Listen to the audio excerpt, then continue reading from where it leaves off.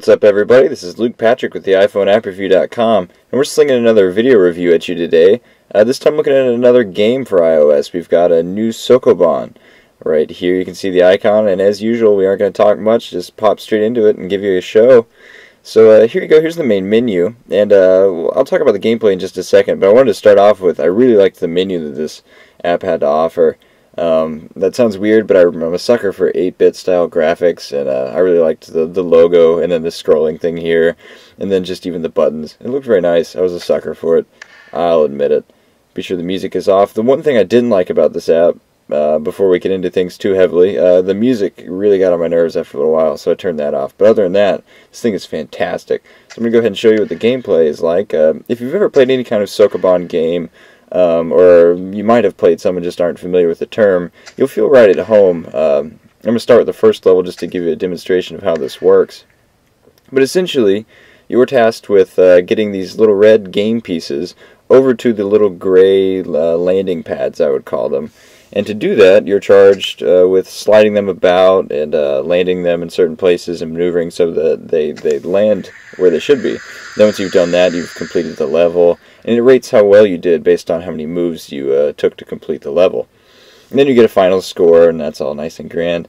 That sounds extremely simple, but the great thing about this is it offers a lot of complexity. There's a lot of option to add some interesting features. I'm going to just pick one of these at random and see how it goes. For instance, in this one specifically, you're going to have to use the two pieces to maneuver them into the spots. That sounds complicated, but I'll go ahead and try to show you. I'm not sure if I remember how to do this one. So, like I'm doing here, I'm using one of the game pieces to stop the other one, to put it in a certain place. And that's pretty common. The app has you doing that a lot. And also there will be walls and things that you can use as well. And while we're in the menu here, you can skip any puzzle that you wish. There's an unlimited amount of skips, which I thought was nice because it kind of takes the pressure off. And the main point of this game, as stated by the developer, is actually to relax you. And I found this extremely relaxing. I completely agree with their mission statement there. I found this app really reminded me a lot of Portal, which is a bit odd. I don't know how many times I would stop and then just say, look at a level, and then try to figure it out. It's a very enriching experience. For instance, like here, I often just kind of sat and then looked at it and then figured out exactly what I needed to do and then did it. And then you get the little endorphin rush of finishing a puzzle, and it's all grand. But this one is actually easier, so I'm going to go ahead and show you how to do this.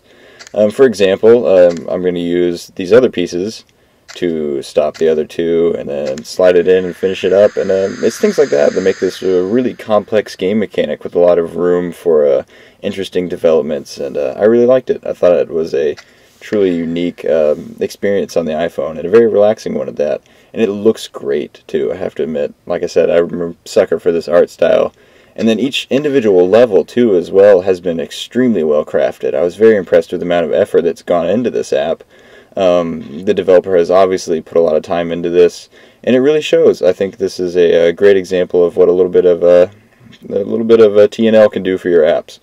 However, there are ads, but at the same time, this app is completely free and offers over 50 different levels, all of which are fantastic.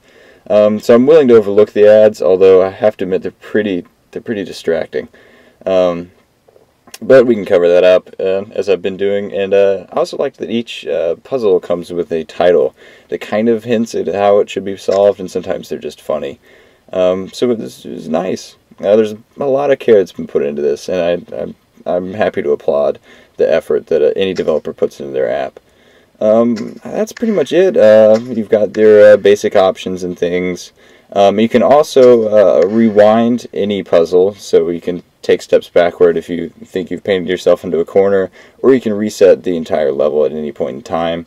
You've got leaderboards and for both Game Center and locally, which is nice. And as well, like I said, you're rated via stars, depending on how many moves it takes to complete a level. So you can always go back later and try to get more stars, and kind of an Angry Birds style thing. All in all, I think this is a fantastic example of what a puzzler can do on iOS. I really enjoyed this, and I think it's a great effort by the developer. And because of those things, I'm going to give it a solid 5 stars, and a very hearty recommendation. It's completely free in the App Store, supported by ads there.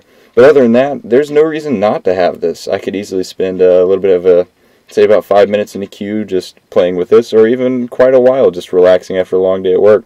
So, with all that being said, 5 stars and a hearty recommendation from us here at the iPhoneAppReview.com. This has been Luke Patrick, and I just want to thank you guys for tuning in. And as usual, we will continue to post video reviews at our YouTube channel, or you can go to the iPhoneAppReview.com to see all of our written reviews as well. So thanks for tuning in, and we'll check you guys later. Thanks. Bye.